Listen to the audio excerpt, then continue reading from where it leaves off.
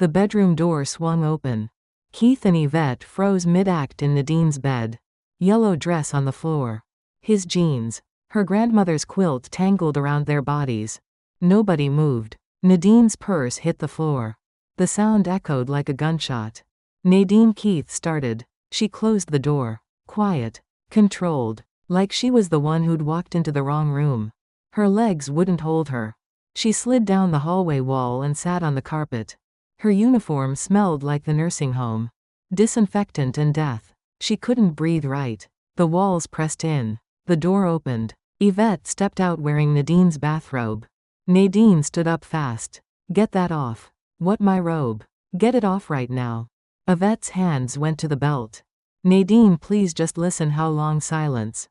How long? Yvette's voice came out small. 6 months. The number hit like a fist. 6 months. Christmas dinner. Maya's birthday. Her own birthday. All lies. All performance. All poison. Nadine lunged. Her hands found Yvette's throat before she knew she was moving. They crashed into the wall. Picture frames rattled. Yvette choked and clawed at her wrists. Mom Jordan pulled her off. 15 years old and already stronger than her. Mom, stop. Nadine stumbled back.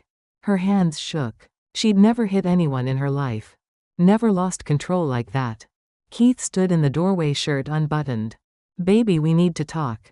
Don't call me that. It meant nothing. It was just what Nadine's voice cracked. Just convenient. While I worked myself to death. Maya appeared behind Jordan, rubbing her eyes. Mommy, why is everyone yelling? Nadine's heart broke in a new place. Her daughter, 10 years old, standing in this hallway watching her family explode. Go back to bed, baby. But you're crying. Nadine touched her face. Wet. When had that started? Jordan put his arm around Maya. Come on. Let's go watch TV in my room. I want mommy. Mommy needs a minute. Jordan looked at Nadine with old eyes. Guilty eyes. I'm sorry, Mom. I knew. Dad made me promise not to tell. The betrayal went deeper. Her son. Her baby. Forced to carry this poison. It's not your fault. Nadine's voice shook. None of this is your fault. Jordan took Maya back to his room and closed the door. Yvette wrapped her arms around herself. Still wearing that bathrobe. I'll leave. Right now. I'll go. Where you have no papers. No money. Nowhere to go. Nadine laughed, but it sounded wrong. That's what you counted on, right? That I'd never kick out my own sister. I didn't count on anything. It just happened. Nothing just happens for 6 months. Nadine grabbed the wedding photo off the wall and threw it. Glass shattered. Every day was a choice. Every lie. Every time I came home and you were both sitting there smiling at me. Keith stepped forward. Nadine, please, you made my son lie for you. She turned on him. 15 years old and you poisoned him. Made him choose between his parents. I was going to tell you. When next year when Yvette got pregnant with your baby, Yvette gasped. I'm not. We didn't. Don't. Nadine held up her hand. Don't insult me more than you already have. She walked to Jordan's room and knocked. He opened it. Maya sat on his bed clutching her stuffed elephant.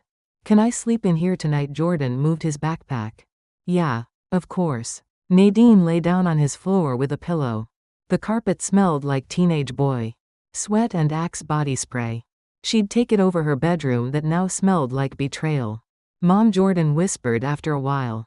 Are you going to divorce him? I don't know yet. I hope you do. He doesn't deserve you. Her 15-year-old son saw what she'd been blind to for years. Maybe the kids always know. Maybe they see the truth adults work so hard to hide. Before I go further, I need you to understand something. This gets darker. This is about survival and betrayal and the specific hell immigrant women go through. If you want to know how this ends, hit that subscribe button now. Comment what city you're watching from because I need to know how far this story reaches. That night on Jordan's floor, I was the loneliest person on earth. If you've ever felt that way, stay with me. Because I survived. And I'll tell you exactly how. 16 years earlier, Nadine landed at JFK with one suitcase and her mother's voice in her head. Send for Yvette when you can. Family is all we have. Her cousin Gisette picked her up with a friend named Keith. Tall, quiet eyes that paid attention. He carried her suitcase up 4 flights to Josette's apartment and left his number. If you need anything. She needed a job. He found her one. Hotel maid. $12 an hour cash. Under the table. He showed up on her lunch break the first day. Brought a sandwich. Sat with her on the steps. How's it going? Fine. She was too tired to lie better. That bad she didn't answer. He kept coming back. Every few days. Food. Coffee. Once comfortable shoes because he noticed her limping. 3 months later he asked her to dinner. Marry me, he said over Haitian food that tasted like home. She laughed. We just met. 4 months ago. I know what I want. You want me? She couldn't believe it. I see you. The real you. And you need papers. She did need papers. Needed legal work. Needed to stop looking over her shoulder. Needed to bring her family here. This is insane. It's practical. Marry me. Get your green card. We'll figure out the rest. She said yes because time was something she couldn't afford. They married at City Hall. White dress from Target. Bodega flowers. Gisette as witness. It was supposed to be practical. A transaction. But when Keith kissed her after the judge pronounced them married, something shifted. Maybe this could be real. Jordan was born a year later. She held her son and felt terror bigger than anything before. This tiny human needed her. She couldn't fail. She went back to work 3 weeks after giving birth. Her body screamed. Her breasts leaked through her uniform. She cried in bathroom stalls. But she kept going because that's what mothers do. Keith's construction work dried up when the economy crashed. Nadine picked up extra shifts. Double shifts. Night shifts that paid more but destroyed her. Maya came 3 years later. More bills. More exhaustion. More shifts. That's when Yvette called. Their mother was dying. Could Nadine help? Could she bring Yvette to America? I promised Mama. Nadine said it at 2 a.m. between shifts. Yvette arrived 6 months later. Moved into their apartment. Slept on the couch. Promised to help. She did help. Cooking. Cleaning. Playing with the kids. Being present in ways Nadine couldn't because she was always working. Keith showered more. Yvette wore new clothes. They laughed together. Went quiet when Nadine entered rooms. Jordan started acting strange. Guilty. Nadine saw the signs. Ignored them. Too tired to deal with it. Too tired to face what was already destroyed. Until she came home early that night and opened her bedroom door. Morning came. Nadine got up from Jordan's floor. Her body hurt everywhere. She walked into her kitchen. Keith and Yvette sat at the table. Coffee. Toast. Like nothing had changed. Everything had changed. We need to talk. Keith stood up. There's nothing to talk about. Don't say that. Why not? It's true. Yvette spoke. Nadine, if you'll just number. Nadine turned on her. You don't get to talk. You don't get to explain. I'm your sister. You were my sister. Maya ran in. Can we have pancakes? Nadine looked at her daughter. Innocent. Deserving better than this mess. Sure, baby. She made pancakes. Passed syrup. Said please and thank you. Pretended they were a normal family. She finished eating and stood up. Yvette, you have 2 weeks. Find somewhere else. Nadine, 2 weeks. And Keith, you're sleeping somewhere else until I decide what happens. This is my home too. You gave up that right when you brought my sister into our bed. She cleared her plate. She had work in 4 hours.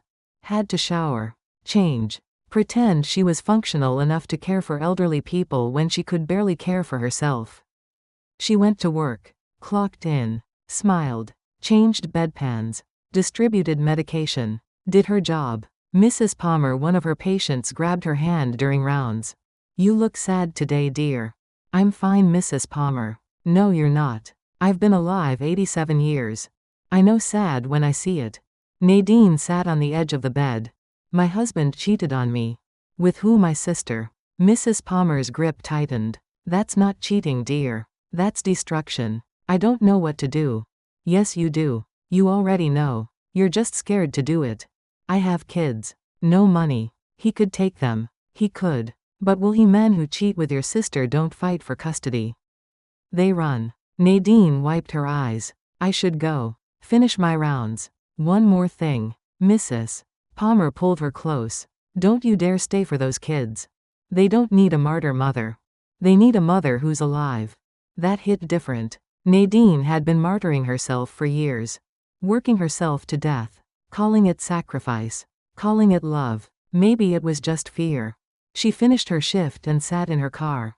Couldn't go home yet. Couldn't face them. Her phone buzzed. Keith calling. She rejected it. He called again. Again. She answered. What? Where are you? Work. Your shift ended an hour ago. I'm sitting in my car because I can't stand the thought of seeing your face.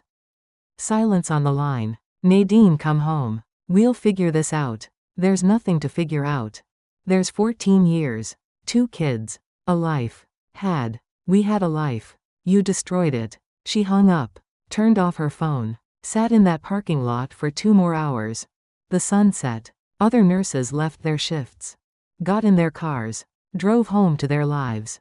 Normal lives. Lives that weren't imploding. Nadine finally started her car. Drove home. Parked outside her building. Looked up at her window. The light was on. They were waiting. She climbed the stairs. Each step heavier than the last. Put her key in the lock. Opened the door. Keith sat on the couch. Yvette wasn't there. Where is she? Friend's house. I told her to leave for a few days. Give us space. Space for what? To talk. Really talk. He stood up. Nadine, I love you. Don't. I do. I made a terrible mistake, but I love you. You love me, she laughed. You don't love someone and do what you did. I was weak. She was there. You were always gone. I was working. For us. For this family. For the rent and the food and the kids and your mother and my mother and everyone who needed me. I needed you. Then you should have said that instead of fucking my sister. He flinched. Keep your voice down. The kids already know. The kids have known for 2 months because you made Jordan lie for you. Keith's face crumpled. I didn't mean for that to happen. But it did. You involved our son in your betrayal. You made him choose. How'd I forgive that? I don't know. But I'm asking you to try. Nadine looked at her husband. This man she'd married for papers. Who became her partner. Her family. The father of her children. When had he stopped being enough? When had she stopped being enough for him? I need you to leave. The words came out steady. Not forever. Just tonight. I need the apartment to myself. Where am I supposed to go? I don't care. Hotel. Your mother's. Your car. Anywhere but here. Nadine, please. Her voice broke. Please just go. I can't think with you here. I can't breathe. He grabbed his jacket. Keys. Wallet. Stood at the door. I'm sorry. I know that doesn't fix anything, but I'm sorry. So am I. He left. The door clicked shut. Silence filled the apartment. Nadine sank onto the couch. Put her face in her hands. Let herself break in private. Jordan came out of his room. Is he gone? Yeah. Good. He sat next to her. You deserve better, Mom. I deserve what I accept. Then stop accepting this. Her 15-year-old son speaking truth she needed to hear. Maya appeared in her doorway. Can I sleep with you tonight, Mommy? Come here, baby. Maya climbed onto the couch. Nadine held her daughter. Jordan put his arm around both of them. They sat like that for a long time. The 3 of them. What was left of this family? Are we going to be okay? Maya whispered. Nadine kissed her head. Yes, baby. We're going to be okay. She didn't know if it was true. But she said it anyway. Sometimes you have to lie to your kids to keep them from drowning. Sometimes you have to lie to yourself. She put Maya to bed. Came back to the living room. Jordan was still on the couch. You should sleep. So should you. I will. Soon. He didn't move. Mom, I need to tell you something. What? I saw them. 2 months ago. Came home from school early. They were on the couch. I walked in and they jumped apart. Nadine's stomach turned. On our couch, yeah. Dad grabbed me. Said it was nothing. Said he'd been drinking. Made a mistake. Swore it wouldn't happen again. Made me promise not to tell you because it would destroy the family. But it did happen again. Every week. Sometimes more. I'd hear them when you worked nights. I'd put my headphones on. Turn my music up. Try not to know. Jordan, I should have told you. I'm sorry. I was scared. Of what? That you'd leave. That we'd lose you. That the family would break. His voice cracked. But it broke anyway, and I didn't save anyone. Nadine pulled her son close. He was too big for her lap now, but she held him anyway. Let him cry on her shoulder. You're a kid. This was never your burden to carry. I feel like I betrayed you too. You didn't. You were protecting yourself. That's not betrayal. That's survival. They cried together. Mother and son. Both broken by the same man. When Jordan finally went to bed, Nadine sat alone in the dark. The apartment was quiet. Peaceful almost. She thought about Mrs. Palmer's words. You already know what to do. You're just scared. She did know. She'd known for a while. Maybe years. She couldn't stay. Couldn't build a life on this foundation. It was already rubble. The question wasn't whether to leave. The question was how to survive leaving. She had no savings. Keith didn't work consistently. The rent was in her name. The kids needed stability. She'd have to plan. Be strategic. Save money. Find resources. Build an exit that didn't destroy her children. But she would leave. She'd survived poverty in Haiti. Survived starting over in America.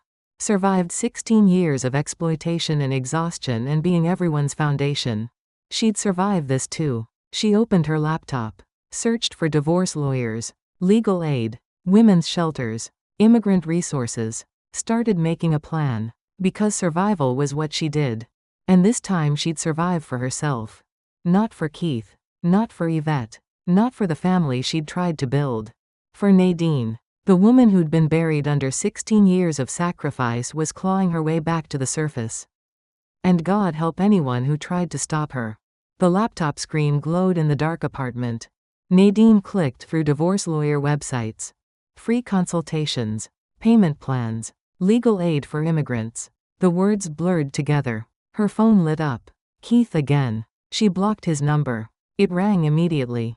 Different number. His mother. Nadine answered. Hello, what did you do to my son? Ruth's voice came through sharp and accusing. Excuse me, Keith called me crying. Said you threw him out. Won't let him explain. Did he mention why he said you had a misunderstanding? Nadine laughed. It sounded bitter even to her own ears. A misunderstanding. That's what he's calling it. Marriage is hard, Nadine. You can't just give up when things get difficult. I didn't give up. He gave up when he slept with my sister for 6 months.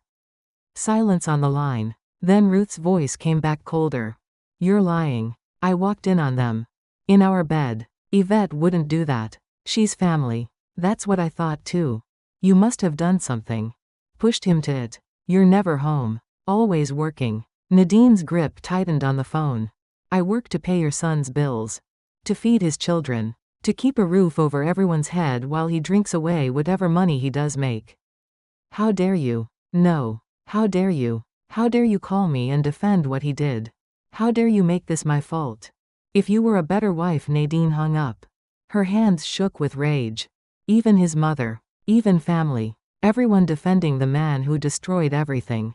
She turned off her phone completely. Threw it across the room. It hit the wall and cracked.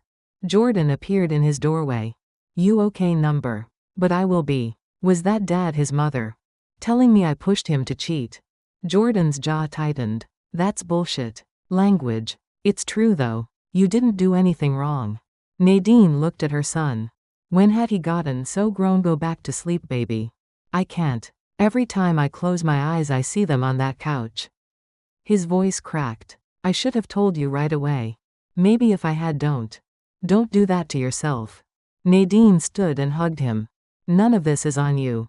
It feels like it is. I know. But it's not. He went back to his room. Nadine picked up her cracked phone. The screen still worked. She had 17 missed calls. All Keith. All his mother. One from Gisette. She called Gisette back. Girl, what's happening? Keith called here looking for you. I don't want to talk about it. He said you threw him out. Did he say why? Something about a fight. He sounded drunk. He's been drunk for years. I just stopped pretending it was okay. Nadine's voice broke. He was sleeping with Yvette. For months. I caught them. Gisette gasped. No. Yvette wouldn't. Everyone keeps saying that. But she did. In my bed. Under my grandmother's quilt. Oh honey. I'm so sorry. Are you about to tell me I should work it out? Number. I'm about to tell you I knew something was wrong. I saw them at the grocery store 2 weeks ago. They looked too comfortable. Too familiar. I told myself I was reading into it. Nadine's stomach dropped. You saw them. I should have said something. I'm sorry. I didn't want to start trouble if I was wrong. You weren't wrong. What are you going to do? I don't know yet. But I can't stay here. Not like this. You can come stay with me. I have 2 kids. We'll make it work. Gisette, your place is tiny. It's bigger than staying somewhere that's killing you. Nadine thought about it. Maya and Jordan crammed into Josette's 1-bedroom apartment. It wasn't sustainable. But maybe for a few days. Let me think about it. Don't think too long. Pride kills more people than anything else. They hung up. Nadine looked at her broken phone screen. Her reflection stared back, distorted and cracked. That's how she felt. Shattered into pieces that didn't fit back together right. Morning came too fast. She hadn't slept. Just sat on the couch watching the sun rise through dirty windows. Jordan came out first. You been up all night? Couldn't sleep. Me either. He poured cereal. What happens now? I go to work. Come home. Figure out next steps. What about Dad? What about him? Is he coming back? Not today. Maya appeared, rubbing her eyes. Where's Daddy? Nadine's heart clenched. He's staying somewhere else for a bit. Why? Because Mommy and Daddy need space right now. Did you have a fight? Yes, baby. About what? Jordan interrupted. About grown-up stuff. Come on, I'll make you pancakes. He steered Maya toward the kitchen. Nadine mouthed thank you to her son, who was already acting more like a man than his father ever had. She showered, put on her uniform, looked at herself in the bathroom mirror. The woman staring back looked older. Tired. Used up. When had she gotten so gray? When had these lines appeared around her eyes? She'd spent 16 years aging herself to death for a man who threw it all away for her sister. The rage came back, hot and sharp. She welcomed it. Rage was better than grief. Rage kept you moving. She went to work, clocked in, avoided eye contact with everyone. Her supervisor pulled her aside. Nadine, can we talk? I'm fine. Just tired. You made 3 medication errors yesterday. That's not like you. Nadine's blood went cold. What? Nothing serious. We caught them. But you're distracted. What's going on? Personal stuff. Take a few days off.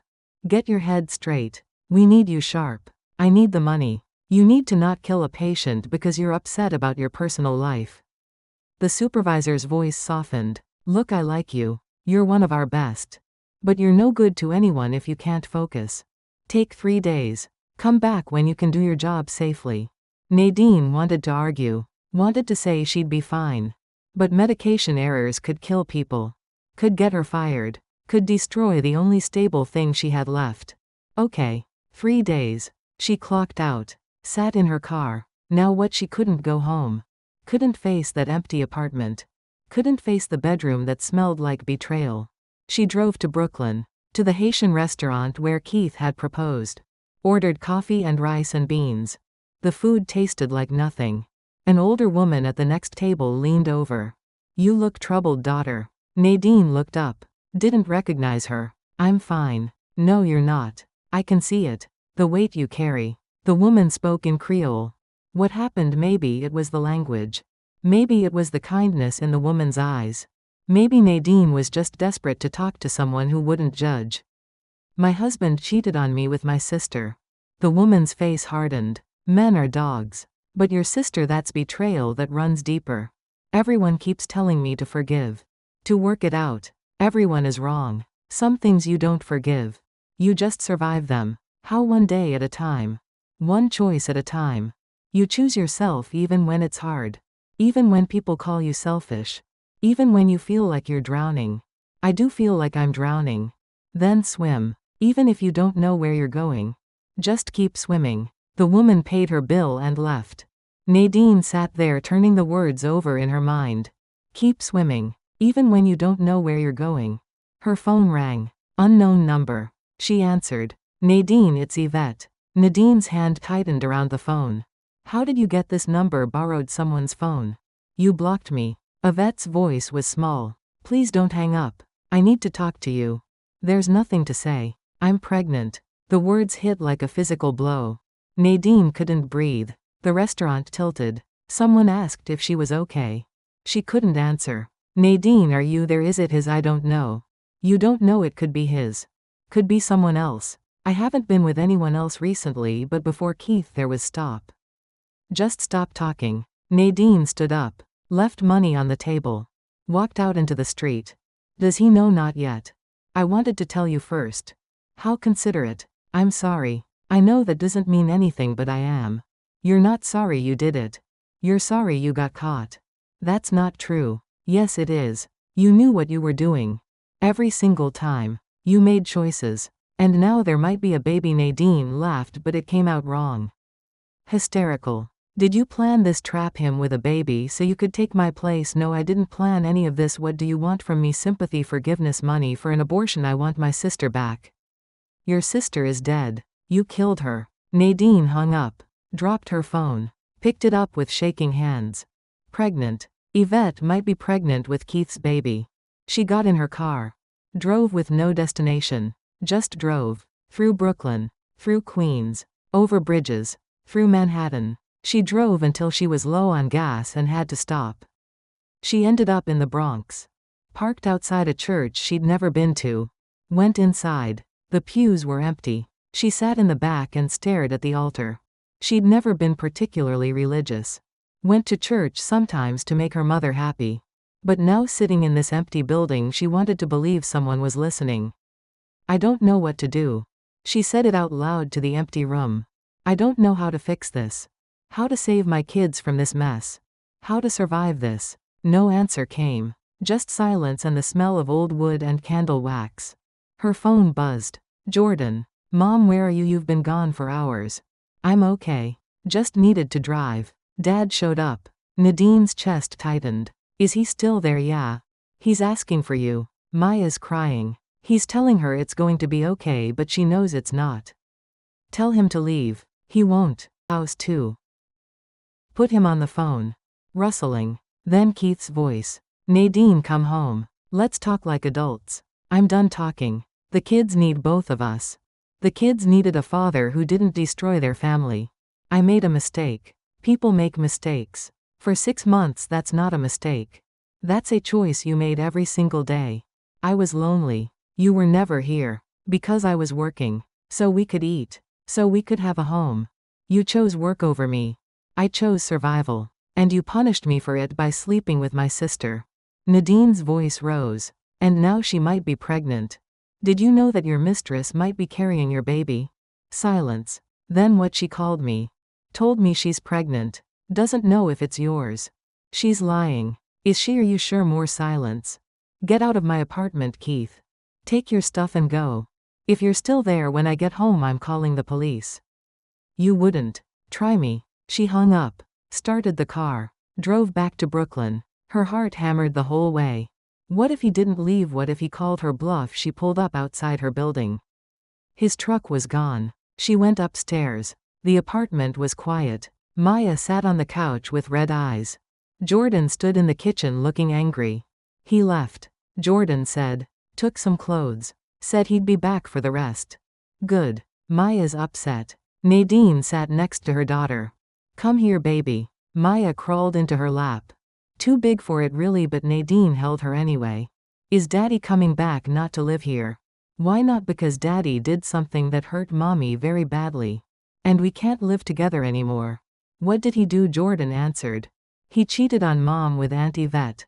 Jordan. Nadine started. She's old enough to know. She's going to find out anyway. Maya looked up at Nadine. Is that true? Nadine nodded. Yes, baby. That's mean. Yes, it is. I don't want to see Aunt Yvette anymore. You don't have to. Or Daddy. That hit different. Nadine stroked Maya's hair. Daddy still loves you. This isn't about you and Jordan. This is between grown-ups. But he hurt you. Yes. Then I don't want to see him. Nadine didn't argue. Let her daughter feel what she felt. Anger was healthy. Anger meant you knew wrong from right. The next 2 days blurred together. Nadine couldn't eat. Couldn't sleep. Just existed in a fog of shock and rage and grief that came in waves. Keith texted from new numbers. Called from friends' phones. Showed up outside her building. She ignored all of it. Yvette left voicemails. Please talk to me. I need to know what to do about the baby. Nadine deleted them without listening all the way through. Her supervisor called. You coming back tomorrow? Yeah. I'll be there. You sure you're ready? Number. But I need the money. She went back to work. Moved through her shift like a robot. Smiled at patients. Distributed medication. Changed bedpans. Did everything on autopilot. Mrs. Palmer grabbed her hand during evening rounds. You look worse than last time. I'm managing. That's what people say before they collapse. Mrs. Palmer studied her face. Have you eaten today? Nadine thought about it. Coffee. That's not food. I'm not hungry. Grief kills appetite. But you still have to eat. Those kids need you functional. I don't know how to be functional right now. One foot in front of the other. That's all you can do. Nadine's eyes burned. What if I can't? You can. You're stronger than you know. I've watched you for 3 years. Watched you work doubles. Watched you care for people twice your size. Watched you smile through exhaustion. You're a survivor. So survive this too. Nadine finished her rounds. Took her break. Sat in her car and cried until there was nothing left. Her phone rang. Gisette. I heard about Yvette being pregnant. How does everyone know everything? Haitian community. Someone always knows someone. Gisette paused. Is it true? She says so. What are you going to do? I don't know. What can I do if she keeps it? Keith has a reason to stay connected to her forever. If she doesn't, I still can't trust either of them. You could leave. Start over somewhere new. With what money? What job? The kids are in school. I can't just uproot everything. So you're trapped. Yeah, I'm trapped. Gisette sighed. Come stay with me this weekend. Bring the kids. Get out of that apartment. Your place is too small. We'll make it work. Nadine agreed because she couldn't face another weekend in that apartment alone with her thoughts. Friday came. She packed bags for her and the kids. Drove to Josette's place in the Bronx. The apartment was exactly as small as she remembered, but it felt safer than home. Jordan and Maya slept on the couch. Nadine took the floor. Gisette tried to give up her bed, but Nadine refused. You're already doing too much. You'd do the same for me. They stayed up late talking. Gisette made Haitian coffee strong enough to strip paint. They sat at the kitchen table while the kids slept. You know what the worst part is? Nadine said. I still love him. Part of me. The stupid part that remembers when he was good. When he made me laugh. When he held me when I cried about leaving my mother. That's normal. It's pathetic. It's human. You can love someone and know you can't be with them. Both things can be true. How'd I move forward when I'm still looking back? You just do. Every day you make choices that take you further from him. Eventually you'll look back and he'll be too far away to matter. How long does that take? Longer than you want. Less time than you think. They talked until dawn. About Haiti. About coming to America. About the promises they'd made to their mothers. About the weight of being the strong one. About exhaustion that lived in their bones. We weren't supposed to end up like this. Nadine said as sun came through the window. We were supposed to make it. Build something. Succeed. Maybe we did. Just not the way we thought we would. This doesn't feel like success. You're alive. Your kids are healthy. You have a job. You survived 16 years in a country that doesn't want you. That's success even if it doesn't feel like it. Nadine wanted to believe that. Wanted to see her survival as victory instead of just existence. But she was too tired. Too broken. Too empty. She went back to her apartment Sunday night. Walked in and felt the weight of everything that had happened in these rooms. Every fight. Every lie. Every moment of intimacy that turned out to be performance. She couldn't do this anymore. Couldn't live here. Couldn't breathe here. She opened her laptop. Started looking at apartments she couldn't afford.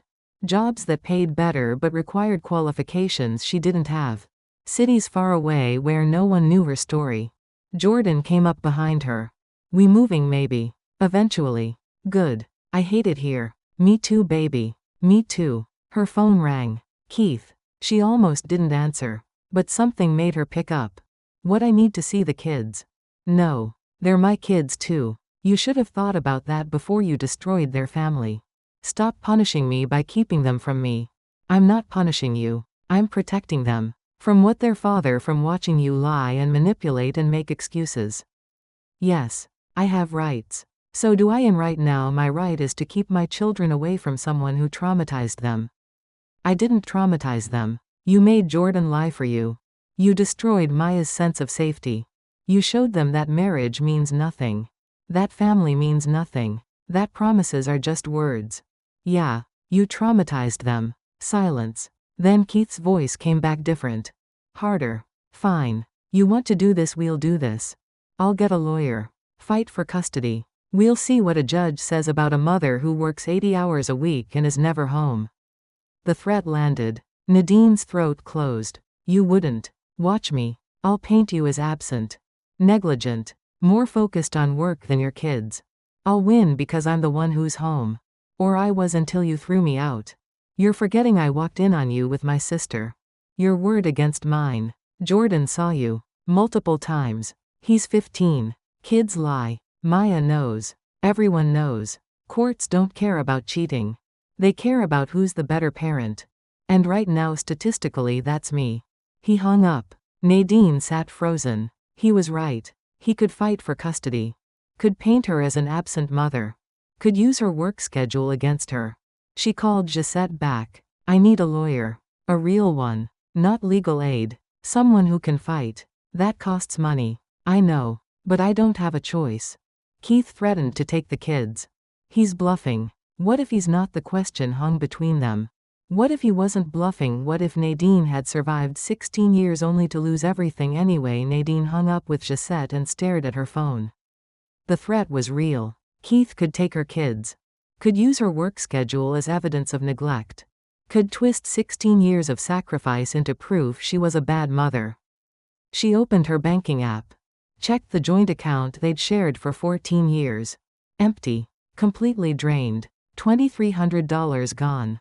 Her hands shook as she called the bank. When was this withdrawn? This morning at 9 a.m. ma'am. ATM withdrawal and transfer. I didn't authorize that. The account holder did. Mr. Keith Williams. I'm also an account holder. Yes ma'am. But either party can withdraw funds. You'd need to file a dispute with. Nadine hung up. He'd taken everything. Left her with nothing. Rent was due in 5 days. She had maybe $300 in her personal account. Jordan walked in. What's wrong? Your father emptied our bank account. Can he do that? Apparently. Nadine threw her phone on the couch. He's trying to force me back. Make me dependent. That's messed up. That's survival. His version anyway. Her phone rang. Unknown number. She almost didn't answer. Ms. Williams, this is Principal Carson from Maya's school. Nadine's stomach dropped. Is Maya okay? She's fine physically. But there was an incident today. Your husband showed up during lunch. Tried to take Maya out of school. What? We didn't allow it, of course. He's not on the approved pickup list for midday dismissal. He became aggressive. We had to call security. Where's Maya now? In my office. She's shaken up. Can you come get her? Nadine grabbed her keys. I'm on my way. She drove too fast. Ran 2 red lights. Got to the school in 10 minutes. Maya sat in the principal's office with red eyes and her backpack clutched to her chest. When she saw Nadine, she burst into tears. He was yelling, Mommy. Saying I had to go with him. That you were keeping me from him. Nadine knelt down and held her. You're safe. I'm here. Principal Carson cleared his throat. Ms. Williams, we need to discuss security measures. If this is an ongoing custody dispute, there's no custody dispute. I have full custody. He's just. Nadine stopped. Took a breath. He's upset about the separation. I'll handle it. We may need a restraining order on file if this continues. I understand. She took Maya home. Called in sick to her evening shift. Sat on the couch with her daughter until she fell asleep. Then she called Keith. He didn't answer. She called again. And again. Finally he picked up. What? You tried to take Maya from school. I wanted to see my daughter. You terrified her. You made a scene. You had security called on you. Because you're poisoning them against me. I don't need to poison anyone. Your actions speak for themselves. I want to see my kids. No. You can't keep them from me. Watch me. You emptied our account. Threatened custody. Tried to kidnap Maya from school. You think a judge will give you custody after that? I didn't kidnap anyone. I tried to pick up my daughter. Without permission. During school hours. After making threats. That's called attempted kidnapping. Silence. Then his voice came back different. Scared. You're twisting everything. I'm stating facts. Stay away from the kids. Stay away from me. Or I will get that restraining order. She hung up. Her hands wouldn't stop shaking.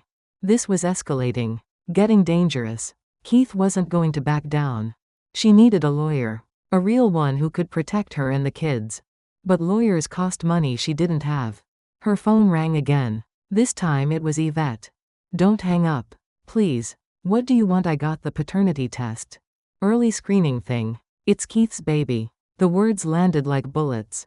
Nadine couldn't breathe. You're sure 99%? I'm keeping it. I thought you should know. Why would you keep it? Because it's mine. And I don't have anything else. You could have had your sister. Your family. Your integrity. But you threw that away. I know. I'm not asking for forgiveness.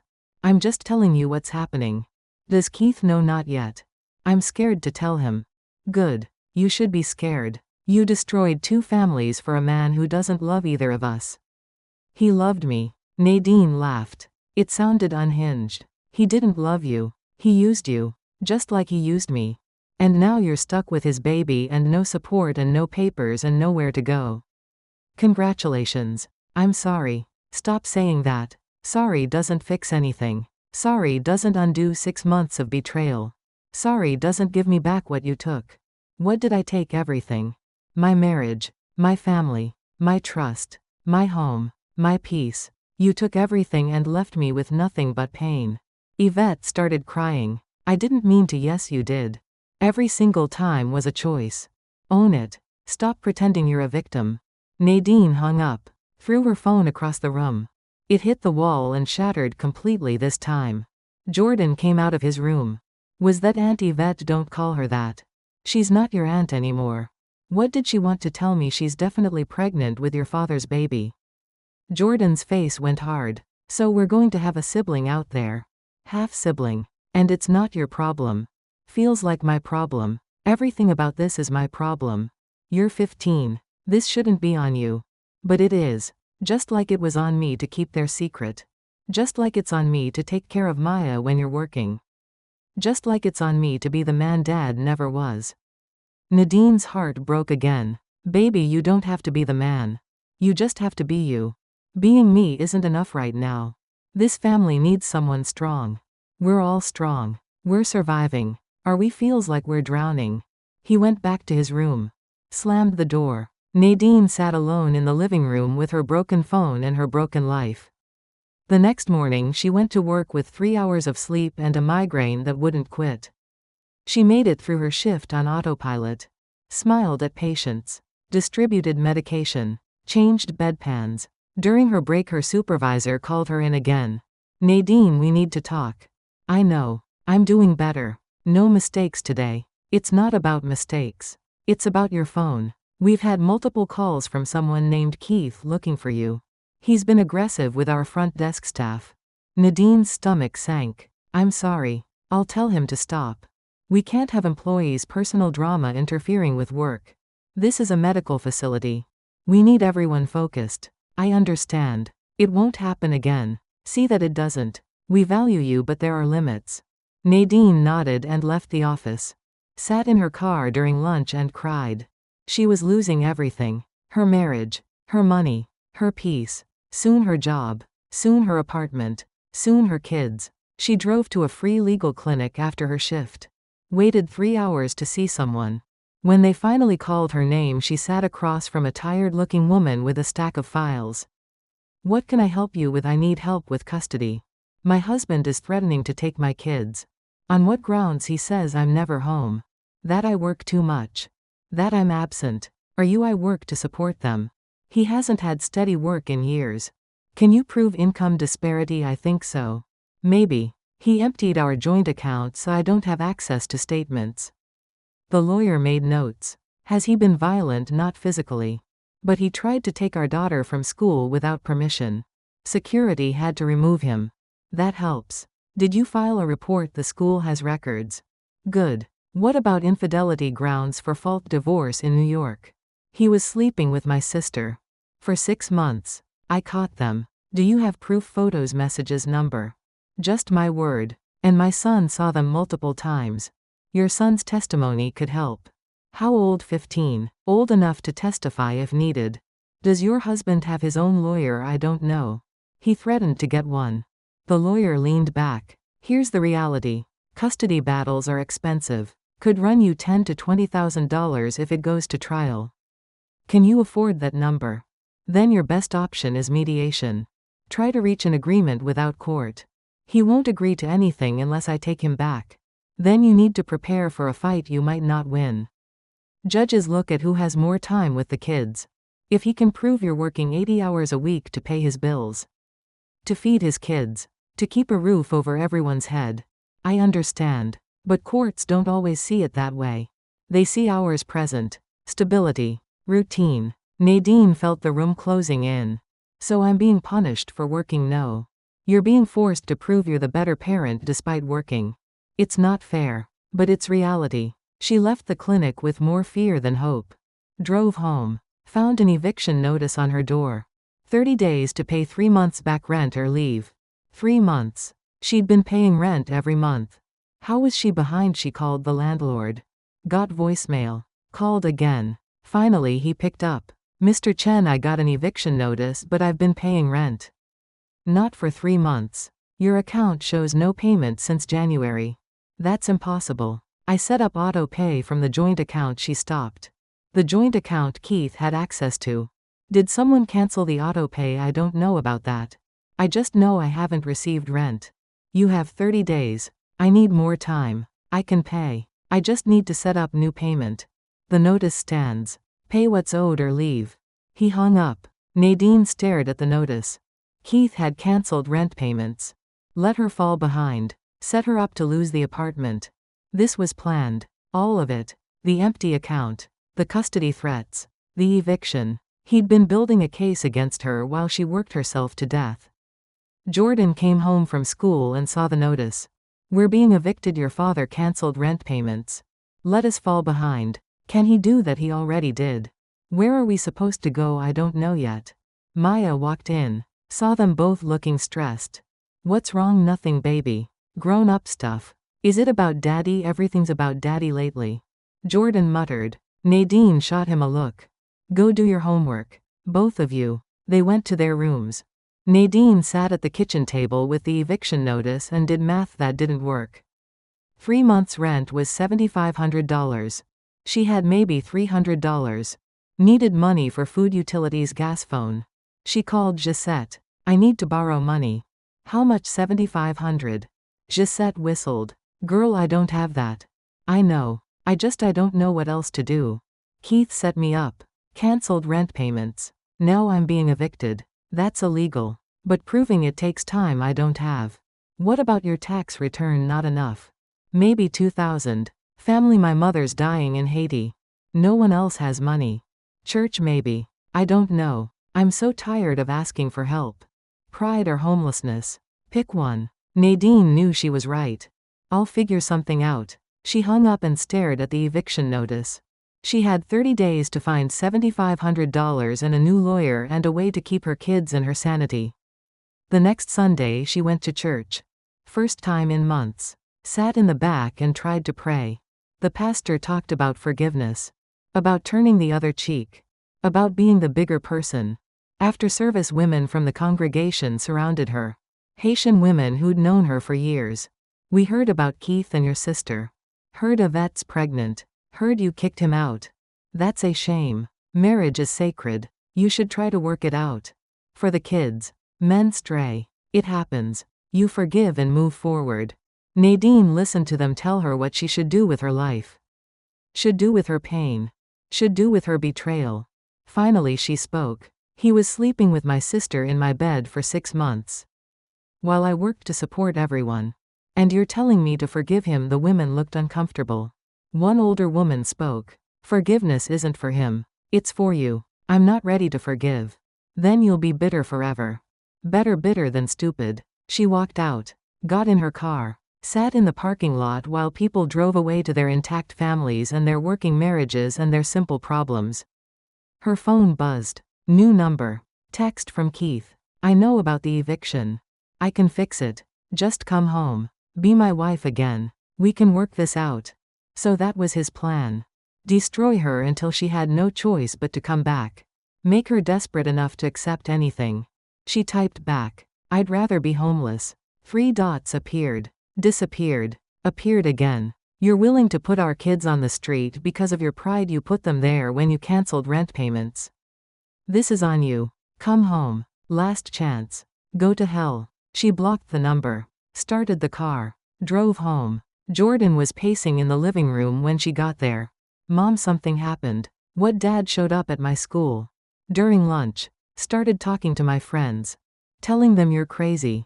That you're keeping us from him. That you're unstable. He's trying to build a case. It's working. Everyone's asking me questions. Saying their parents heard you kicked out their dad over nothing. That you're overreacting. Let them think what they want. I got in a fight. Nadine's blood went cold. What? This kid said you were a bitch. Said Dad told his dad you're poisoning us against him. I punched him. Jordan, I got suspended. 3 days. The principal wants to meet with you. This keeps getting worse. I'm sorry. I couldn't let him talk about you like that. I know, baby. I know. She pulled him close. But you can't fight my battles. You have to stay out of this. How? It's everywhere. Everyone's talking. Everyone has an opinion. Let them talk. We know the truth. But the truth didn't pay rent. Didn't stop eviction. Didn't protect her kids from their father's lies. That night Yvette showed up.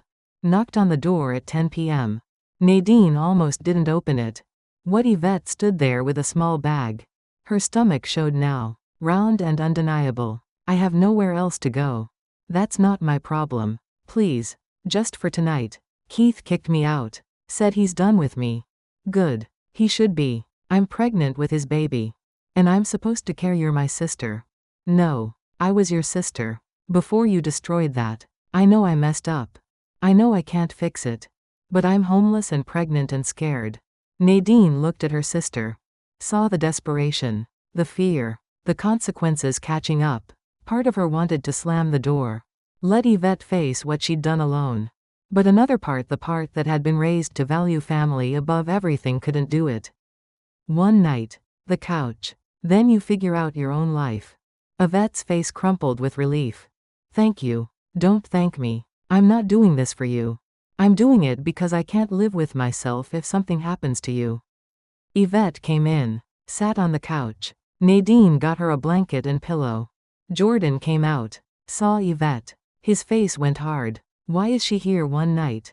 That's all. After what she did, I know. But she's pregnant and Keith kicked her out. So that's what she deserves. Maybe. But I'm not that person. I can't be that person. Jordan shook his head and went back to his room. Nadine heard his door slam. She looked at Yvette. You have until morning. Then you leave and you don't come back. Ever. I understand. Nadine went to bed but couldn't sleep. Her sister was on her couch. Pregnant with her husband's baby. This was her life now. This impossible, painful, devastating reality. At 3 a.m. she heard Yvette crying. Ignored it. At 4 a.m. the crying got louder. Nadine got up. Found Yvette doubled over. What's wrong? Something's not right. The baby. I'm bleeding. Nadine saw the blood. Not a lot but enough to worry. We need to get you to a hospital. I don't have insurance. I don't care. Get up. She drove Yvette to the ER. Sat in the waiting room while they examined her. Hated herself for being there. For caring. For not being able to walk away. A doctor came out 2 hours later. She's okay. The baby's okay. False alarm. Probably stress. She needs to rest. Stay calm. She doesn't live with me. Well, she needs somewhere stable. Stress can cause complications. Nadine wanted to scream. This wasn't fair. None of this was fair. But she nodded and took Yvette home. In the car, Yvette spoke quietly. I know you hate me. I do. I would hate me too. Good. At least you understand that much. I didn't plan any of this. I know that doesn't matter. But I didn't. You planned every time you touched him. Every lie. Every moment you looked me in the face and pretended we were still sisters. I was lonely. So was I. I'm still lonely. But I didn't destroy everything because of it. They got home. Yvette went to the couch. Nadine went to her room. Lay in bed and stared at the ceiling. She was 30 days from homelessness. Raising 2 kids alone. Fighting a custody battle she couldn't afford. Working a job that was threatening to fire her. And now housing her pregnant sister who'd destroyed her life. This was rock bottom. Had to be. Couldn't get worse than this. Her phone rang. She'd bought a cheap replacement after shattering hers. The number was from Haiti. She answered. Hello Nadine, it's your cousin. About your mother number. She passed this morning. Peacefully. In her sleep. The phone fell from Nadine's hand. Hit the floor. She heard the cousin's voice still talking but couldn't make out words. Her mother was gone. The woman who'd raised her. Who'd told her to send for Yvette. Who'd believed in family above everything. Gone. And Nadine hadn't been there. Hadn't seen her in 16 years. Hadn't said goodbye. She screamed into her pillow. Let it out. All of it. The pain. The rage. The grief. Everything she'd been holding back for weeks. Jordan rushed in. Mom, what happened? She couldn't speak. Could only shake her head and cry. He held her while she broke. Her son. Her baby. Holding her while she shattered completely. This was it. The moment she stopped surviving and started dying. But somewhere deep down beneath all the pain a small voice whispered, you're not dead yet. You're still breathing. Still fighting. Still here. And maybe that was enough. For now. Maybe just being alive was the victory. Jordan held Nadine while she cried. Her body shook. Her mother's voice echoed in her head. Send for Yvette. Family is all we have. She'd done what her mother asked. Brought Yvette here. Sacrificed everything for family. And this was the result. Her mother dead. Her sister pregnant with her husband's baby. Her family destroyed. Mom, Jordan's voice cracked. What happened? My mother died. The words came out hollow. She's gone. Grandma Maya appeared in the doorway. She'd never met her grandmother, but she knew her from phone calls and photos. No. Nadine wiped her eyes. She couldn't break down. Not in front of her kids. Not when they needed her to be strong. It's okay. She was sick. She's not in pain anymore. Are you going to Haiti? Jordan asked. I can't. Funeral's in 3 days. I don't have money for a ticket. What about the life insurance? There is no life insurance. My mother had nothing. Yvette came into the hallway. Her face guilty. Nadine, I'm so sorry. Don't. Just don't. She was my mother too. Then maybe you should have thought about that before you destroyed her daughter's life. Yvette flinched. I can help with the funeral. I have some money saved. I don't want your money. It's not for me. It's for Mama. Nadine looked at her sister. Hated that she was right. How much? 800. That won't cover a ticket. It's something. Nadine's phone rang. The cousin from Haiti calling back. Nadine, you there? I'm here. Your mother wanted to be buried in the family plot. It'll cost about 2,000. Can you send that 2,000 for the burial? 1,000 for a last-minute ticket. 3,000 total. She had $300. I'll figure it out. And someone from family should be here. For the service. I know. I'll try. She hung up. Looked at Jordan and Maya standing there. At Yvette hovering in the background. At the eviction notice on the table. At her empty bank account. Something inside her snapped. Not broke. Snapped into place. She'd spent 16 years bending. Accommodating. Sacrificing. Making herself smaller so everyone else could be comfortable. She was done bending. Jordan, get on the computer. Look up flights to Port-au-Prince. Cheapest option. Mom, you don't have the money. I'll get it. Look up the flights. She called Gisette. I need $3,000. Girl, I don't have that. Then help me figure out how to get it. My mother died. I need to bury her and I need to be there. What about the eviction? I'll deal with that after. My mother first. Gisette paused. There's a Haitian community fund. For emergencies. You'd have to apply. How fast? 24 hours maybe. If they approve. Give me the contact. She spent the next hour filling out applications. Writing about her mother. About being an immigrant. About working herself to death and still having nothing. About needing help to bury the woman who gave her life. Jordan found a flight. $890. Leaves tomorrow night. Book it. With what money? Yvette's 800. I'll get the rest. She looked at her sister. Give me the money. Yvette got her purse. Counted out cash. It's all I have. It's all you owe me anyway. Nadine took the money. Added her 300. 1,100 total. She needed 1,900 more. She called her supervisor. I need an advance on my paycheck. We don't do advances. Please. My mother died. I need to get to Haiti for her funeral. I'm sorry for your loss, but company policy. I've worked here 3 years. Never called out. Never complained. Always picked up extra shifts. I'm asking for help one time. The supervisor sighed. How much do you need? $1,000. I can do 500. That's all I can authorize. I'll take it. Come in tomorrow. I'll have a check ready. Nadine hung up. She had $1,600 now. Needed $1,300 more. She looked at her wedding ring. White gold with a small diamond. Keith had bought it used. Said it was all he could afford. She'd worn it for 14 years.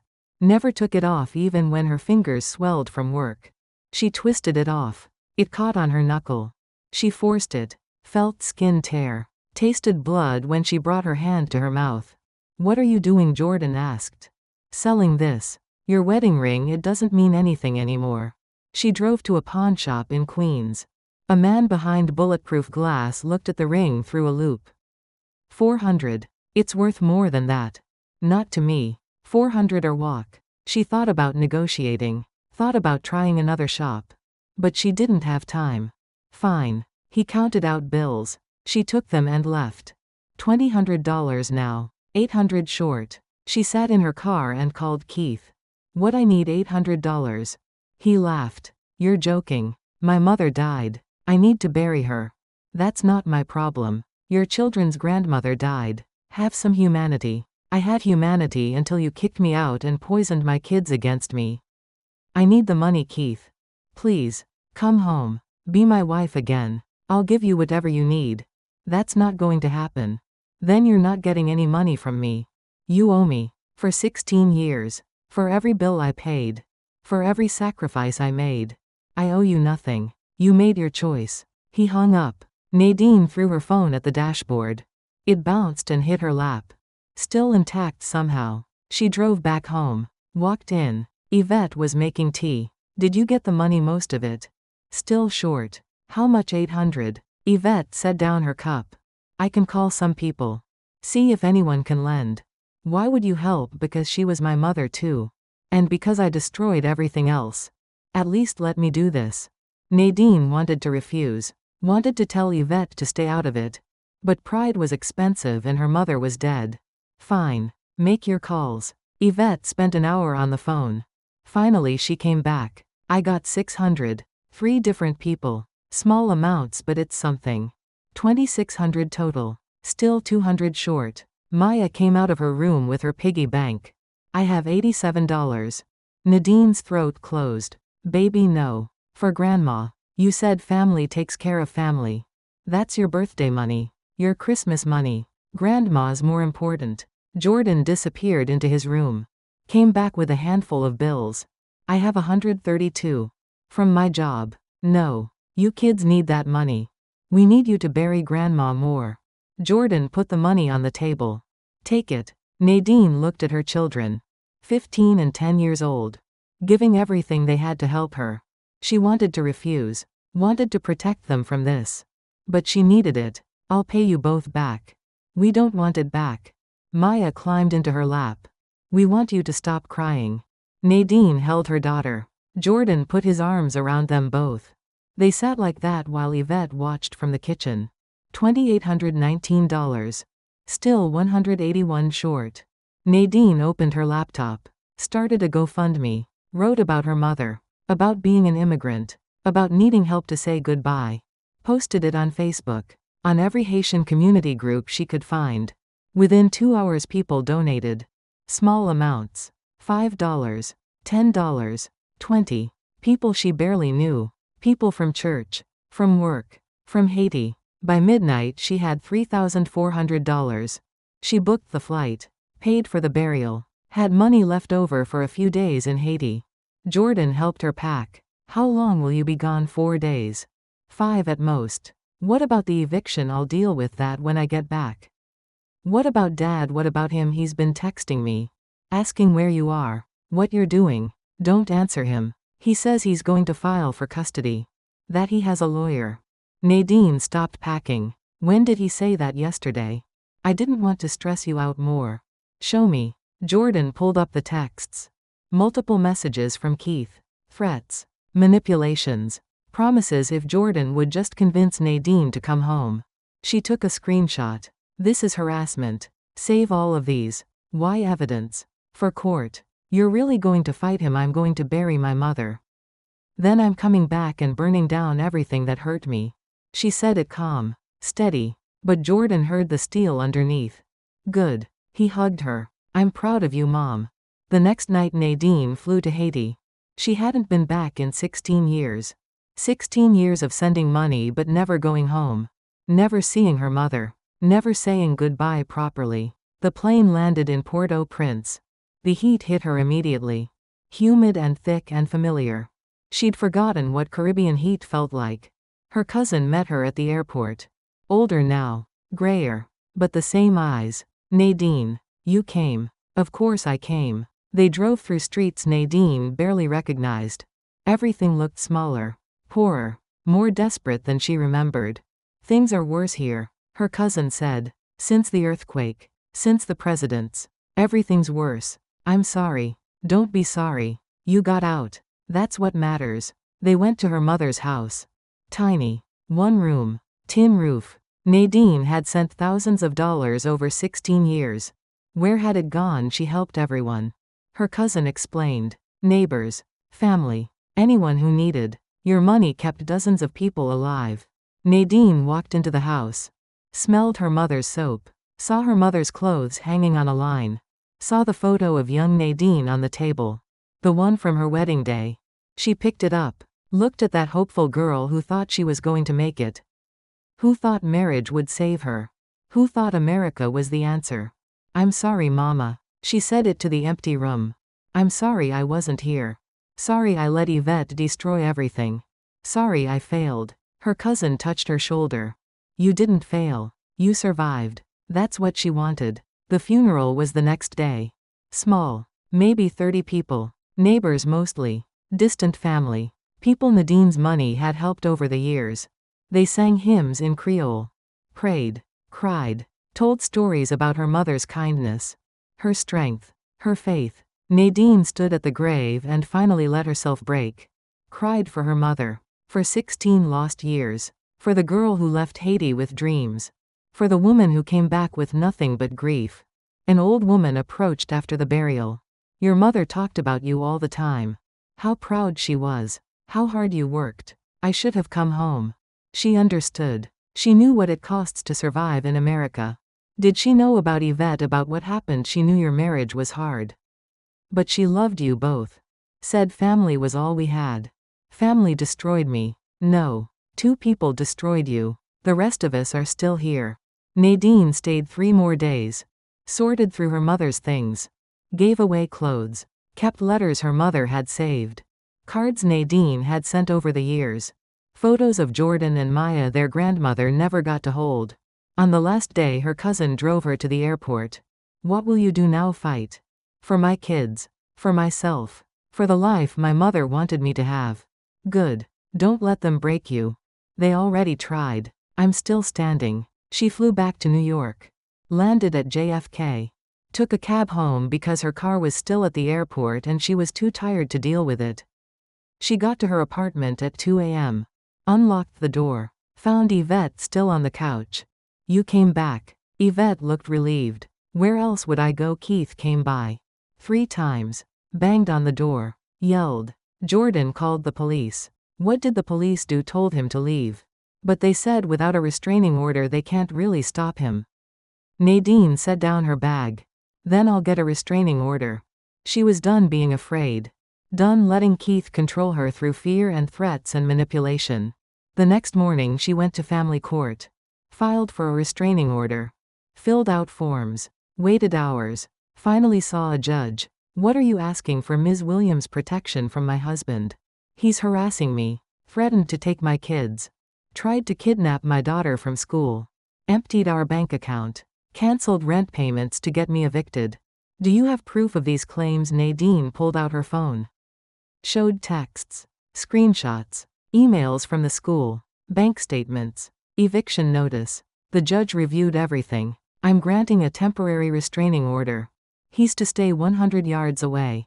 No contact. No third-party contact. Violation means arrest. Thank you. You'll need a lawyer for the permanent order. And for custody. Can you afford one? I'll figure it out. She left court with the order. Drove to the nursing home. Gave a copy to her supervisor. If Keith shows up here, call the police immediately. He's not allowed near me. Understood. She worked her shift. Went home. Found Jordan and Maya doing homework. Yvette cooking dinner. You're making dinner? Nadine asked. Trying to help. It's not much. Nadine wanted to be angry. Wanted to throw Yvette out. But she was too tired. And dinner smelled good. And she hadn't eaten all day. They sat at the table. The four of them. This broken, damaged family. I got a restraining order against your father. Nadine told the kids. He can't come near us. If he does, he goes to jail. Good. Jordan said. He deserves it. Maya picked at her food. Does that mean we never see Daddy again? It means he can't come to our house or my work or your school. You can still see him.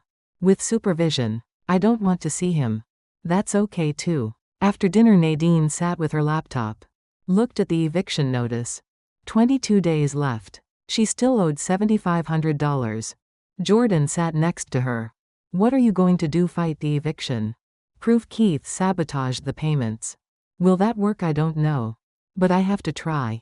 She emailed the landlord. Explained what happened. Attached proof that Keith had access to the account and cancelled payments.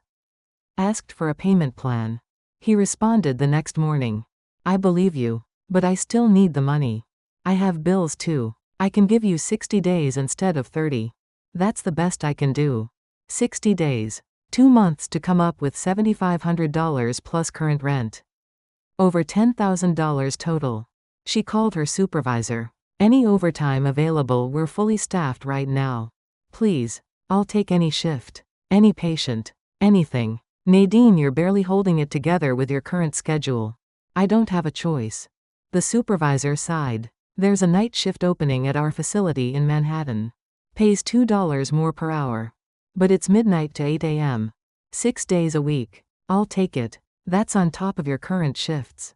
I know. You'll be working 90 hours a week. I've done it before. When will you sleep? I'll figure it out. She took the job. Started the next week. Worked her regular shift from 7 p.m. to 7 a.m. at the Brooklyn facility. Then caught the train to Manhattan. Worked midnight to 8 a.m. at the new facility. Came home. Slept 4 hours. Did it again. After a week she was hallucinating. Seeing things that weren't there. Falling asleep standing up. Jordan found her passed out on the kitchen floor one morning. Mom, wake up. She opened her eyes. What happened? You collapsed. How long has it been since you slept? I sleep. 4 hours between double shifts isn't sleep. It's dying slowly. I need the money. Not like this. You're going to kill yourself. What else am I supposed to do? He didn't have an answer. Neither did she. She kept working. Kept pushing. Kept surviving on coffee and fear and sheer determination. 3 weeks into the new schedule she made a medication error. Mixed up dosages. Almost gave a patient 10 times the prescribed amount. Caught it at the last second. Her supervisor pulled her aside. Nadine, this has to stop. It was one mistake. It's the third one this week. You're a danger to patients. To yourself. I'll be more careful. No. You're going on leave. 2 weeks. Mandatory. I can't afford 2 weeks without pay. Then it's without pay. But you're not working in this condition. Nadine wanted to argue. Wanted to fight. But she knew the supervisor was right. She was barely functioning. Barely human. She went home. Told Jordan and Maya she had 2 weeks off. Good. Jordan said. You look like a zombie. She slept for 16 hours straight. Woke up disoriented. Didn't know what day it was. Found Yvette sitting by her bed. You were talking in your sleep. Yvette said softly. Calling for Mama. What do you want to help? I know you hate me. But let me help. How? I got a job. Off the books. Cleaning houses. I can contribute. Help with rent. You're pregnant. I can still work. Nadine looked at her sister. Saw the desperation. The guilt. The need to do something right. Fine. But you give me every dollar. No holding back. Deal. Over the next week Yvette worked. Brought home $200. Then $300. Small amounts, but they added up. Nadine rested, slept, ate real food, slowly came back to herself. On day 10 of her leave, Keith showed up outside the building. Stood across the street, stared at her window. Nadine called the police. He's violating the restraining order. We'll send someone. By the time police arrived, Keith was gone. They came back the next day. And the next. He'd wait until police left, then return. Playing a game. Testing boundaries. Nadine documented everything. Took photos, videos, timestamps. Built her case. On day 14 she went back to work. One shift only. The Brooklyn facility. Let go of the Manhattan job because it was killing her. She'd make less money. Wouldn't save as fast. But she'd be alive. And alive was better than making rent in a coffin. Her supervisor welcomed her back. You look better. I feel almost human. Good. We need you human. She worked her shift. Came home. Found Yvette's water had broken. Her sister was on the couch breathing hard. Contractions 5 minutes apart. It's too early. Yvette gasped. I'm only 34 weeks. We need to get you to the hospital. I can't afford. I don't care. Get in the car. Nadine drove to the Checked Yvette in. Sat in the waiting room while they examined her. A nurse came out. She's in labor. The baby's coming tonight. Are you family? I'm her sister. She's asking for you. Nadine didn't want to go in. Didn't want to watch her sister give birth to her husband's baby. But she went anyway. Yvette reached for her hand. Please don't leave. I'm here. 3 hours later a baby girl was born. Small but healthy. 5 pounds. Yvette held her and cried. She looks like him, Yvette said. Nadine looked at the baby. Saw Keith's eyes. His nose. Her sister's chin. What are you naming her? I don't know. I didn't think that far ahead. The nurse took the baby for tests. Yvette lay back exhausted. Thank you. For being here. Don't. I didn't do it for you. I know. But still. Thank you. Nadine called Keith. He answered on the first ring. What? Yvette had the baby. A girl. You need to know. Silence. Then is she okay? They're both fine. We're Brooklyn Methodist. But you can't come. The restraining order. That's my daughter. Then get a lawyer. File for visitation. Do it legally. But you can't come near Yvette right now. She hung up. Knew she'd started something. Keith would use this baby to try to get back into their lives. Would use it to manipulate. To control. But that was tomorrow's problem.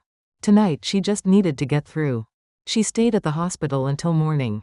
Helped Yvette with the baby. Showed her how to feed. How to change diapers.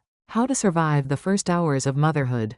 Then she went home. Fell into bed. Slept. When she woke up, Jordan was sitting on her floor. Is the baby okay? Yeah. Small but healthy. Do we have a sister now? Half sister. It's complicated. Everything about this is complicated. Yeah. He leaned against her bed.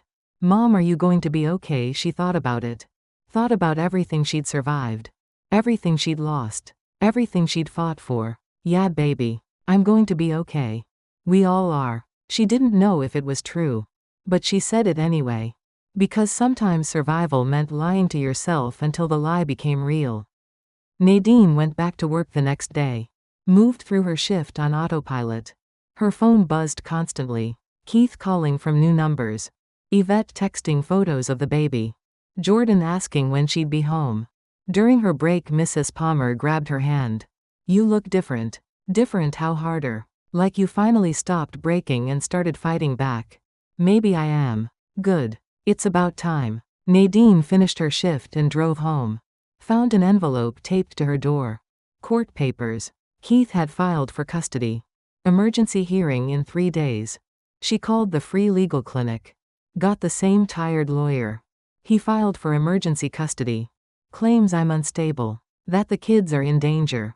Are they number? I'm working myself to death to keep them safe.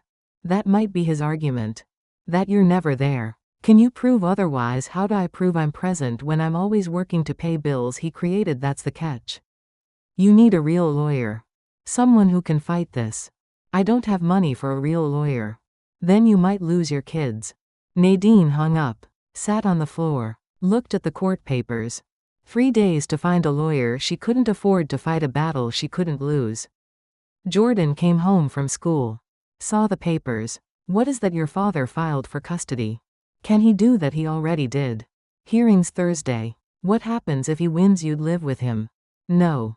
Jordan's voice went hard. I'm not living with him.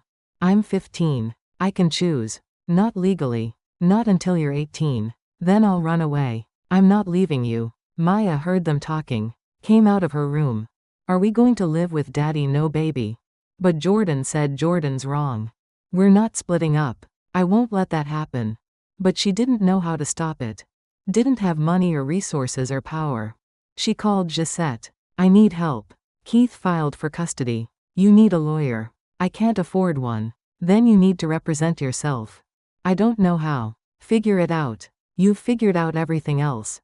Nadine spent the next 2 days researching. Reading about custody laws. About what judges look for. About how to present her case. She called Jordan's school. Got statements from teachers about his attendance, his grades, his behavior. Called Maya's school. Got the same. Called the principal about Keith's attempted pickup. Got that documented. She printed bank statements showing she'd paid all bills. Got proof Keith had cancelled rent payments. Got copies of the restraining order. Built a file of evidence. The night before the hearing she couldn't sleep. Paced the apartment. Reviewed her notes. Practiced what she'd say. Yvette was on the couch with the baby. You'll do fine. You don't know that. You're the strongest person I know. You'll find a way. I destroyed our family. You destroyed it with me. Yvette looked down. I know. I can't undo what I did. But I can tell the truth in court if you need me to. Why would you do that? Because I owe you. Because those kids deserve you. Because I finally understand what I destroyed. Nadine wanted to refuse the help. Wanted to do it alone. But pride was a luxury she couldn't afford. Fine. Be ready to testify.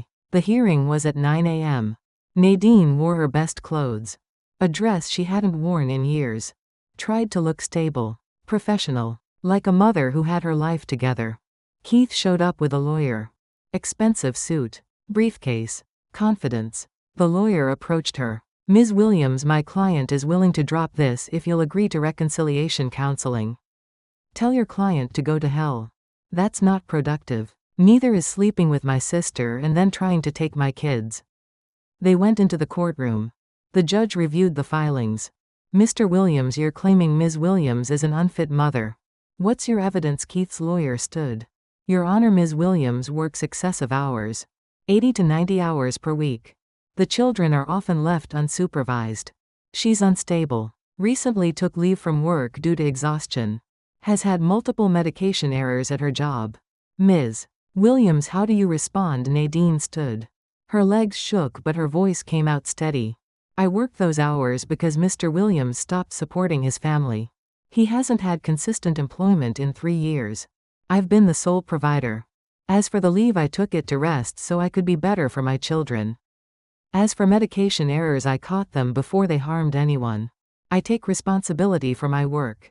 Why are you the sole provider? Mr. Williams has a drinking problem. Lost multiple jobs. I picked up the slack.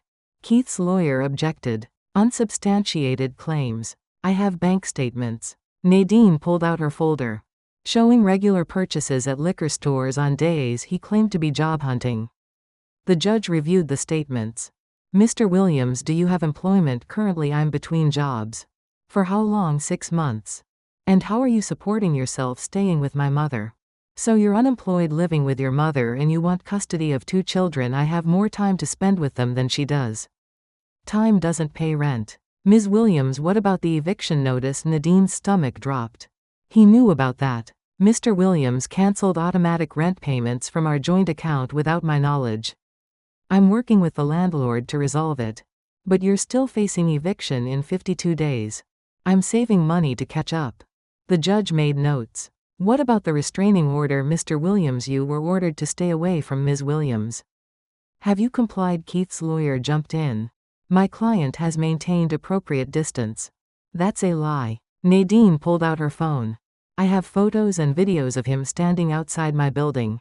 13 separate occasions. With timestamps. She showed the evidence. The judge's face hardened. Mr. Williams, this is concerning. You're violating a court order. I just wanted to see my kids. You could have filed for visitation properly. Instead, you stalked your ex-wife. She's not my ex-wife yet. Separated then. The point stands. You violated the order. The judge turned to Nadine. What do the children want to stay with me? I'd like to hear from them directly. How old are they? 15 and 10. Bring in the 15-year-old. They called Jordan. He walked in looking nervous but determined.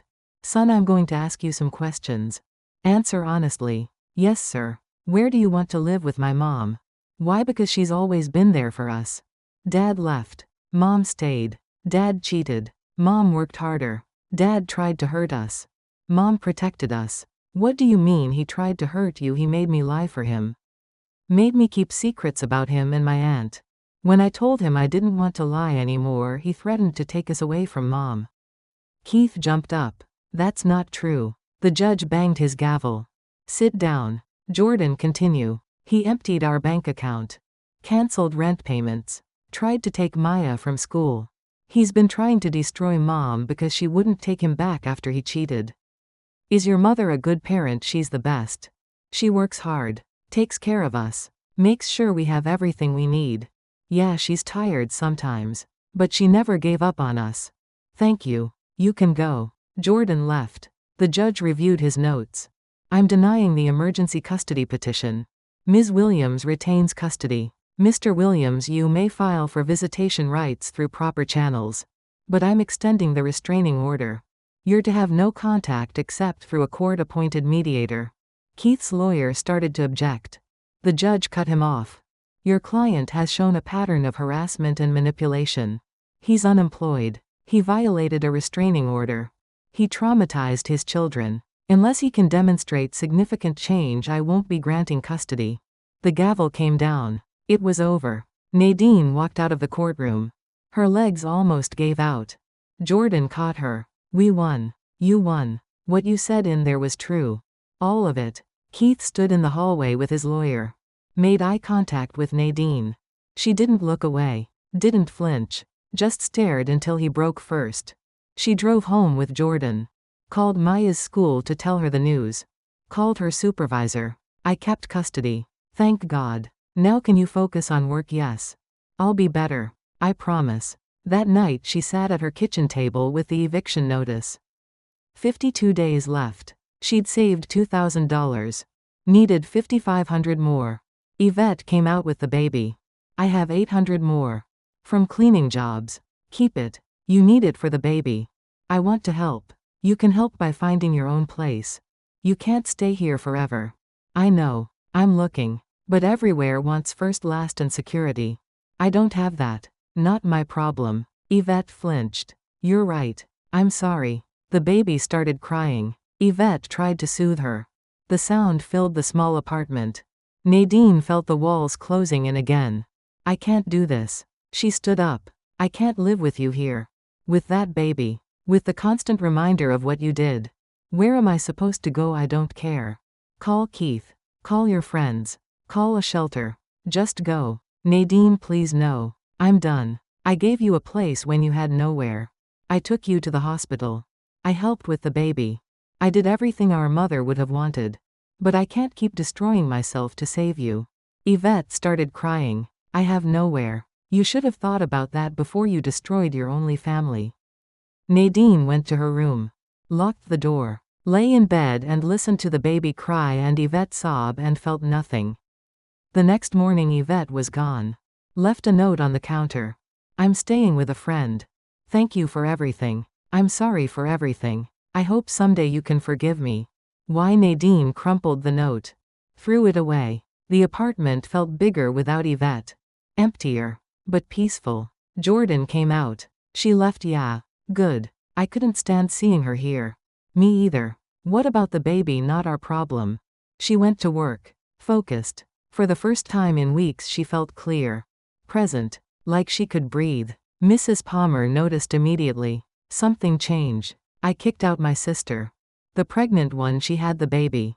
Then I kicked her out. How do you feel? Free. Good. Freedom's worth more than family sometimes. Nadine worked her shift without mistakes. Came home. Made dinner with Jordan and Maya. They ate together. laughed, talked about school and work and normal things. This feels nice, Maya said, like we're a real family again. We've always been a real family. But now it feels normal. Without Daddy here being mean. Without Auntie Vet being weird. Jordan agreed. Yeah, this is better. Just the three of us.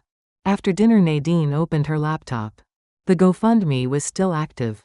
Had raised $4,200 total. People were still donating. Small amounts. $5. $10. People she'd never met sending help. She used the money to pay the landlord. Caught up on 2 months' rent. Still owed 1 month plus current rent. $5,500 total. Her supervisor called. I have news. The Manhattan facility is looking for a permanent night shift nurse.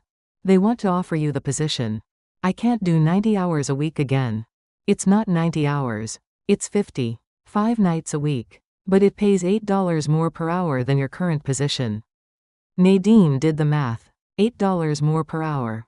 40 hours extra per week. Over $1,000 more per month. I'll take it. You start Monday. She hung up. Looked at Maya and Jordan.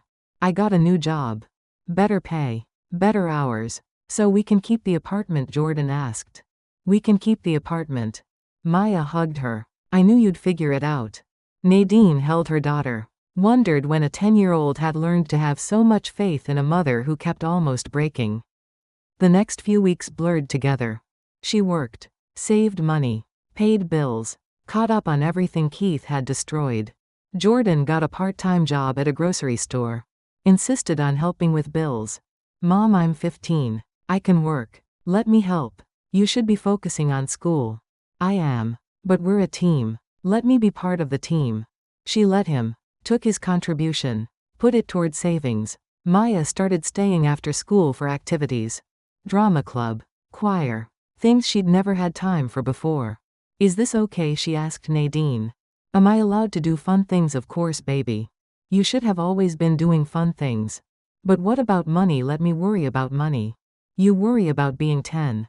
Their life found a rhythm. Not perfect. Not easy. But stable. Peaceful. Theirs. Keith tried to reach out through mutual friends. Through his mother.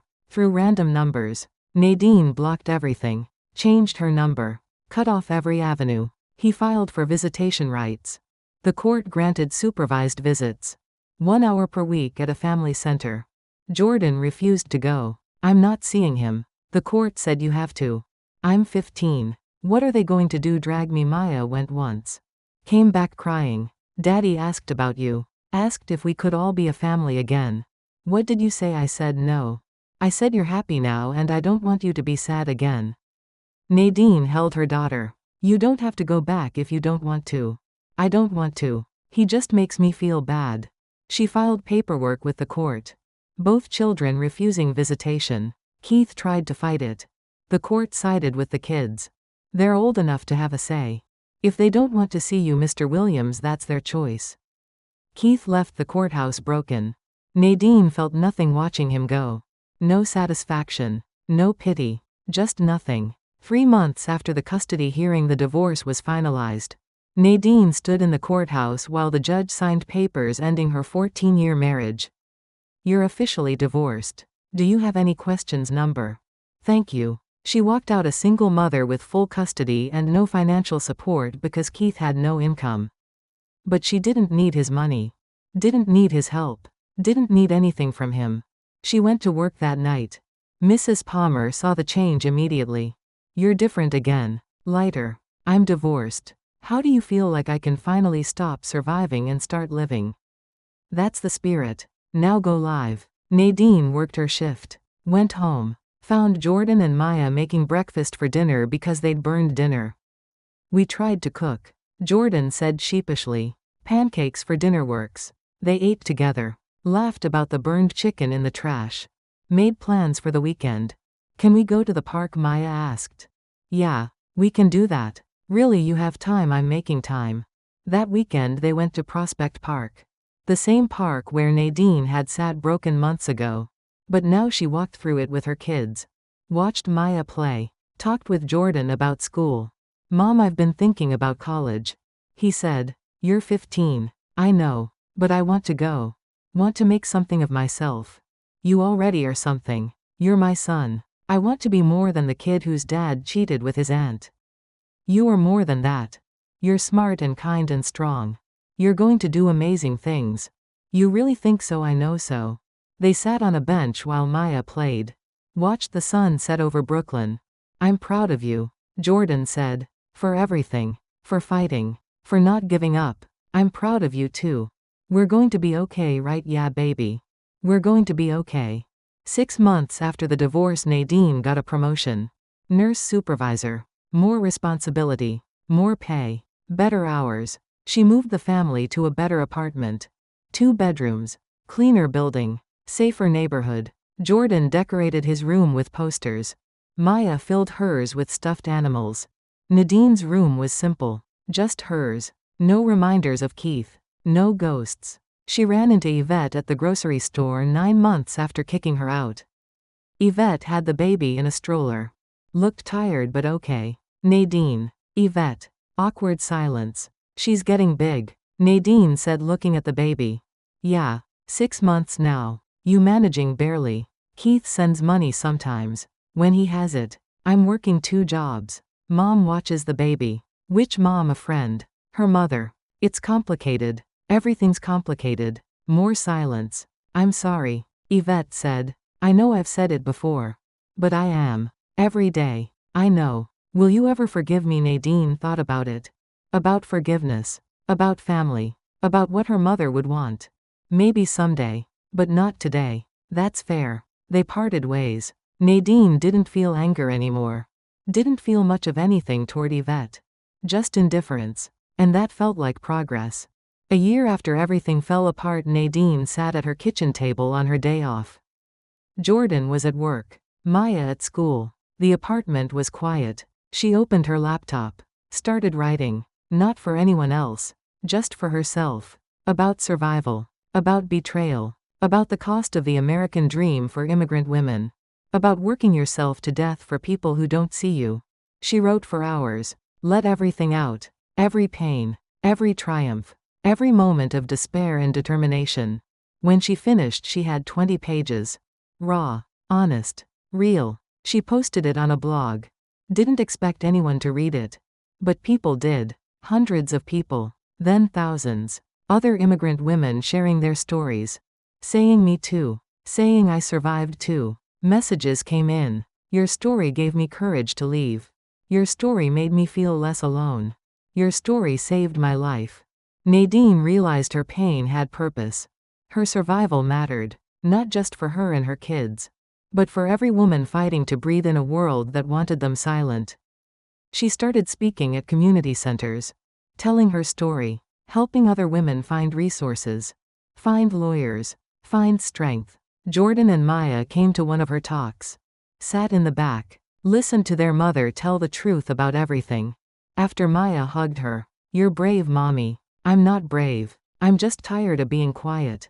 That's what brave is.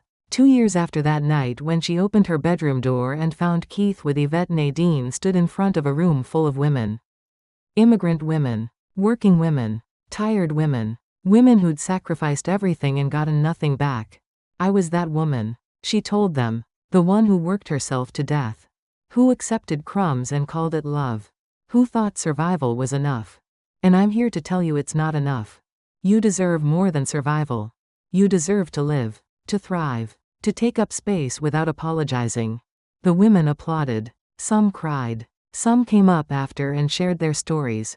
One woman, young, maybe 25, grabbed Nadine's hand. "How did you do it? How did you find the strength? I didn't find it. It was always there. I just stopped ignoring it. Stopped letting other people tell me I wasn't worth fighting for. And I fought. Not for them. For me. I don't know if I can." Yes, you can. Because you're here. You showed up. That's the first step. Nadine drove home that night feeling full. Like her pain had been transformed into something useful. Something that mattered. She walked into her apartment. Jordan was studying for SATs. Maya was drawing. "How was the talk?" Jordan asked. "Good. Really good. You changing the world, Mom, one woman at a time." She made dinner. They ate together.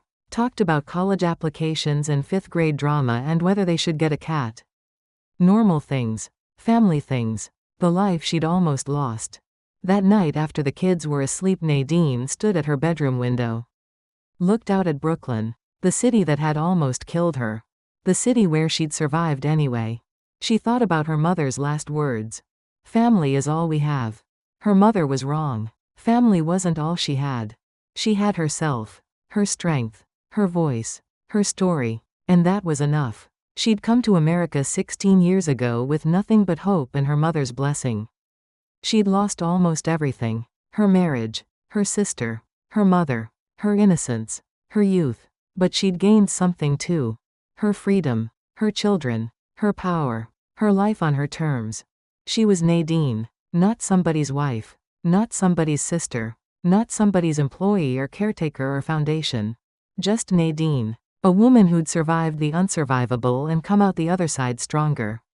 She'd worked night shifts and buried her mother and fought for her kids and built a life from rubble. And if she could do it, any woman could. That was the truth she carried now.